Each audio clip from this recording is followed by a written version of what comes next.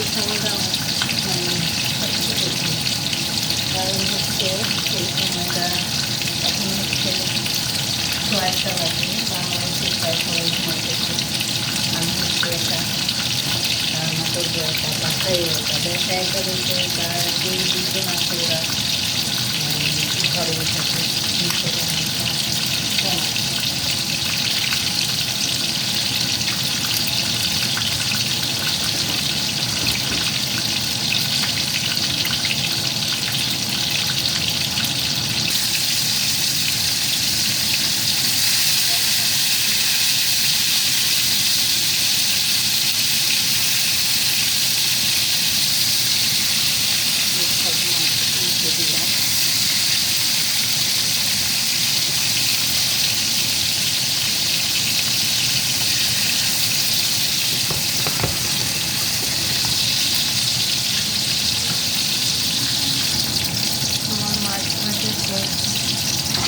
এখন যেটা করবো সেটা হচ্ছে একটা ড্রিঙ্কস বানাবো,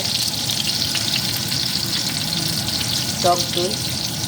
আচ্ছা দেখাচ্ছি কি দেখো, তোমাদেরকে দেখাইতে আনছি আমার ননদের এখানে পুদিনার চারা, পুদিনা গাছ হয়তো গাছ একটা লাগাইছে, এটার মধ্যে পুদিনা আমরা এখান থেকে নিয়ে নিয়ে কাবাবের মধ্যে দিই। আমি অনেক সময় রোজা রাখি যে সোমবারে, তখন ওইটাতে বুট ভাজিতে দেই, পেঁয়াজুতে দেই। এখন হচ্ছে একটা টক দই দিয়ে একটা বানাবো, ড্রিঙ্কস বানাবো, এটার মধ্যেও এটা দিব। তো আমার হয়ে গেছে মাশাআল্লাহ, এতগুলি দিয়েই চলবে আজকে। তো তোমাদেরকে দেখাচ্ছি, চলো কিভাবে টক দইয়ের ড্রিঙ্কসটা বানাই। এই যে দেখো আমার ননদের গোলাপ গাছের গোলাপ, দেখো এটার মধ্যে নিলাম একটু পালং শাক, তারপরে ওই যে আনলাম পুদিনা পাতা ধুয়ে ফ্রেশ করে নিলাম এটা। না ভিডিও করতেছি। তারপরে দিচ্ছি টক দই।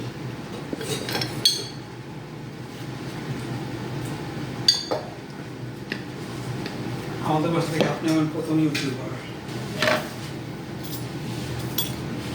তারপরে দেব হাফ চামচ পিঙ্ক সল্ট, লবণ আর কি।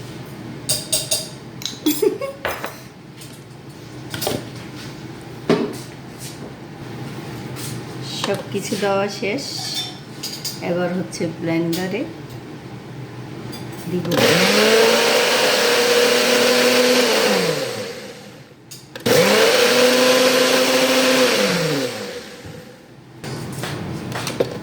এই যে আমার ড্রিঙ্কস বানানো শেষ, সাথে একটু লেবুর রস আর 1 চামচ ভিনেগার, 1 টেবিল চামচ ভিনেগার দিয়েছিলাম। এটা আর বলার কিছু নাই, সেজন্য বললাম না, দেখাইলামও না।